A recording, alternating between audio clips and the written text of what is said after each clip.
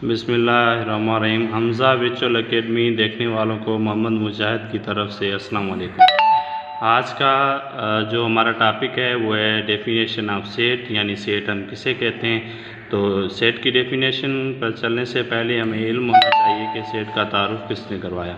अब सेट का तारुफ जो है वो जॉर्ज कैंटर ने करवाया था 19वीं सदी में। Set was introduced by George Cantor in 19th। Set का तारुफ जॉर्ज कैंटर ने 19वीं सदी में करवाया। A well defined collection of distinct objects is called set. अब सेट की जो डेफिनेशन है उसके अंदर अशिया के वाज़े मजमूए को हम क्या बोलते हैं, सेट बोलते हैं। अब इसके अंदर हम समझेंगे कि सेट किसे कहते हैं। अब मिसाल के तौर पर हम देखेंगे हर्फ़ इल्लत का सेट है, चाय का सेट है, खिलाड़ियों का सेट है, जैसे सेट ऑफ वॉवेल लेटर्स है, टी सेट है, set of players of A team है।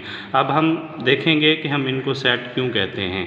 अब इस सेट की डेफिनेशन के अंदर हमारे पास जो है वो 2-3 वर्ड्स हैं, उनको समझेंगे, फिर हमें मालूम होगा कि ये सेट हैं या नहीं है। अब सेट के अंदर जो एक वर्ड है वेल डिफाइन, यानी सेट जो है उसका वेल डिफाइन यानी वाज़ेह होना ज़रूरी है।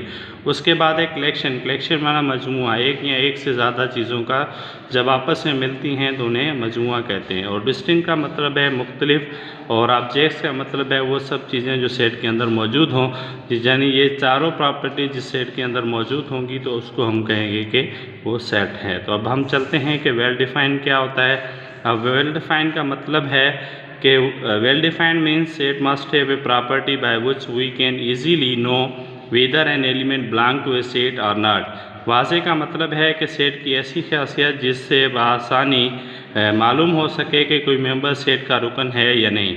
अब एग्जांपल्स देखें। सेट ऑफ इवन नंबर, हम जब कहते हैं कि जुफ्त अदाद का सेट, अब जुफ्त अदाद कौन से होते हैं, 0, 2, 4, 6, 8। अब इनके अलावा कोई भी जुफ्त अदाद नहीं होते, इसलिए हम कहते हैं कि ये सेट जो है ये वेल डिफाइन है।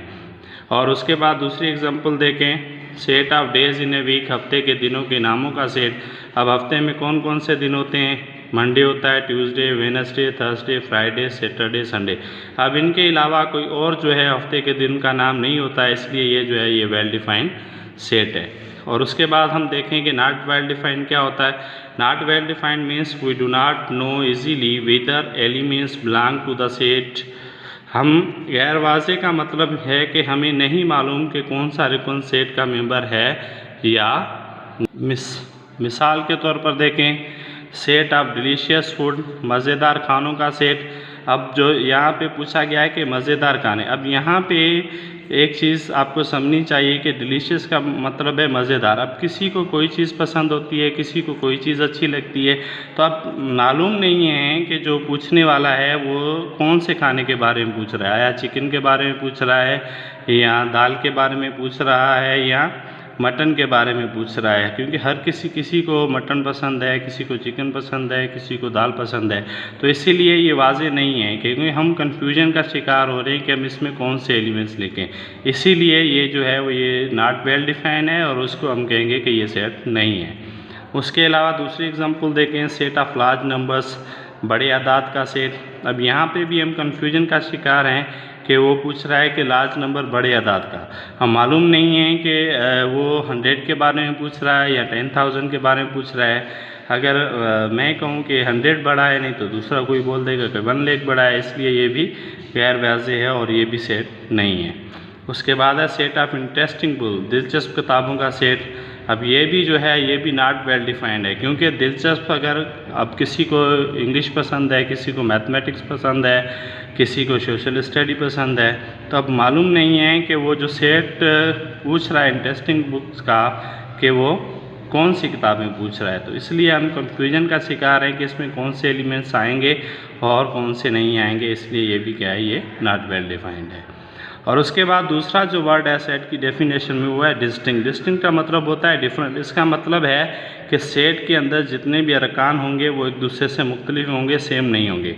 अब यहाँ पे हम मिसाल देखें, ए, बी और सी। यहाँ पे 1, 2, 3, 4, 5 है, और बी में ए, ई, आई और यू है, सी में है 2 4 6 8 10। अब ये सारे एलिमेंट्स ए के हों या बी के हों या सी के हों, ये एक दूसरे से क्या है, डिफरेंट है, कोई भी एलिमेंट इनमें रिपीट नहीं हो रहा। और उसके बरक्स हम देखें कि डी के अंदर 1 2 2 3 4, अब यहाँ पे 2 रिपीट हो रहा है, तो इसलिए हम कहेंगे कि ये सेट नहीं है। अब ई के अंदर देखें ए ई आई ओ यू यू, अब यहाँ पे यू रिपीट हो रहा है, इसलिए ये भी सेट नहीं है, क्योंकि सेट के अंदर हर एलिमेंट डिफरेंट होना चाहिए, मुख्तलिफ होना चाहिए, सेम नहीं होने चाहिए। अब एफ़ के अंदर देखें सर्किल है, रेक्टेंगल है, ट्रायंगल है, फिर जो है वो रेक्टेंगल। अब रेक्टेंगल रिपीट हो रहा है, इसलिए हम कहेंगे कि ये एफ़ जो है वो सेट नहीं है, क्योंकि इसके अंदर रिपीटेशन है। अब सेट के अंदर हर एलिमेंट जो है वो दूसरे से डिफरेंट होना ज़रूरी है, जब रिपीटेशन होगी तो वो सेट नहीं कहलाएगा। अब उसके बाद हैं points to remember. Sets are denoted by capital letters of English alphabet. Set को अंग्रेज़ी की बड़ी हरफ तेजी के हरूफ से ज़ाहिर करते हैं। जो भी सेट होगा उसको बड़ी ABC से ज़ाहिर करेंगे। मिसाल के तौर पर देखें, ए है 1 2 3 4, बी है 1 3 5 7, सी सेट है 0 1 2 3 4 5। अब इन सब को कैपिटल लेटर से शो किया गया है, ये सेट है। और उसके बरक्स देखें, ए बराबर है 1 2 3 4, पी बराबर है 1 3 5 7, सी बराबर है 0 1 2 3 4 5। इनको स्मॉल लेटर्स से शो किया गया है, इसलिए ये सेट नहीं है।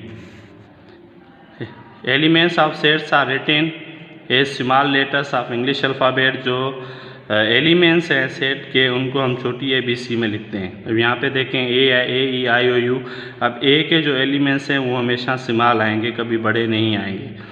और बी के अंदर देखें, ABCD सब स्मॉल लेटर्स हैं, बड़े नहीं हैं। सी है WXYZT सब स्मॉल लेटर्स हैं। इसके बरक्स देखें, यहाँ पे हमने ABC में जो हैं वो बड़े लेटर्स लिखे हैं, इसलिए ये जो ABC जिसमें बड़े लेटर्स लिखे गए हैं, ये हमारे सेट नहीं है। और थर्ड जो इसका पॉइंट है वो है elements of sets are written in curly bracket. जो एलिमेंट्स होते हैं सेट के, जो अरकान होते हैं, उनको हमेशा जो है वो हम दरमियानी ब्रैकेट में लिखते हैं। मिसाल के तौर पर देखें कि ए है 1 2 3 4, अब ये जो है ये दरमियानी ब्रैकेट में लिखा हुआ है, इसलिए ये सेट है। बी नंबर 2 में बी है ABCD, ये भी दरमियानी ब्रैकेट में लिखा हुआ है, इसलिए ये भी सेट है। अगर उसके बरक्स देखें हम, ये ए लिखा है 1 2 3, ये स्मॉल ब्रैकेट में लिखा गया है। अब स्मॉल ब्रैकेट में जब लिखेंगे तो ये सेट नहीं कहलाएगा। उसके बाद बी है, बी में है ABCD, वो हमने बड़ी ब्रैकेट में लिखा हुआ है, इसलिए वो भी सेट नहीं है। नंबर 4 पॉइंट याद करने के लिए है कि elements of sets are separated comma. जो हर एलिमेंट है टेबुलर फॉर्म में सेट को, उसको कामा के ज़रिए अलग करना ज़रूरी है। अब यहाँ पे देखें एग्जांपल नंबर ए में, मिसाल नंबर ए में A, B, C, D। अब यहाँ पे हमने हर लेटर के बाद जो है वो कामा दिया है, अगर नहीं देंगे तो ये सेट नहीं कहलाएगा। अब यहाँ पे इसके बरक्स देखें, ए में लिखा है हमने ABCD ही लिखा है, लेकिन कामा नहीं दिया है। जब कामा नहीं दिया है तो ये सेट नहीं कहलाएगा। नंबर एग्जाम्पल 2 देखें, बी है AEIOU। अब इसमें हर लेटर के बाद हमने कामा दिया है, लेकिन इसके बरक्स देखें BAEIOU हमने यहाँ पे कामा नहीं दिया है, तो इसलिए ये सेट नहीं कहलाएगा। उसके बाद नंबर 5th पॉइंट जो है वो याद करने के लिए वो ये है कि anything which belong to the set. हर वो चीज़ जो सेट के अंदर मौजूद है उसको उसके मेंबर्स या एलिमेंट्स कहते हैं। अब एग्जाम्पल के तौर पर ABCDE। अब यहाँ पे ए के अंदर जो ABCD हैं ये सेट के मेंबर्स या इनको अरकान कहते हैं। अब उसके बाद है बी, वाइट और ग्रीन। अब यहाँ पे जो वाइट और ग्रीन वर्ड हैं ये जो है ये सेट के एलिमेंट्स कहलाते हैं। नंबर 6 पॉइंट जो याद करने के लिए वो ये है कि number of elements of a set A are denoted by mod of A, n of A और आर्डर ऑफ ए। सेट के अरकान की तादाद को modulus of A, n of A या आर्डर ऑफ ए से ज़ाहिर करते हैं। अब मिसाल के तौर पर ए के अंदर ABCD, यहाँ पे 5 एलिमेंट हैं, इसको 3 तरीक़ों से ज़ाहिर कर सकते हैं। मॉड ऑफ ए बराबर 5 है, आर्डर ऑफ ए क्या है 5 है, एन ऑफ ए 5। इन तीनों का मतलब यही है कि सेट के अंदर एलिमेंट्स की तादाद कितनी है। अब बी देख लें कि 1 2 3। अब यहाँ पे 3 एलिमेंट्स हैं, तो इसको हम कहें कि मॉड ऑफ बी जो है वो 3 है, आर्डर ऑफ बी भी 3 है और एन ऑफ एलिमेंट्स ऑफ ए भी हैं वो है 3 है। अब इन तीनों का मतलब यही है कि इस सेट बी के अंदर जो है वो एलिमेंट्स की तादाद 3 है। इसको हम किसी भी एक तरीके से जो है वो हम शो कर सकते हैं। अगर वीडियो पसंद आई हो तो सब्सक्राइब कीजिएगा मेरे चैनल को, लाइक कीजिएगा और कमेंट कीजिएगा। Thanks very much.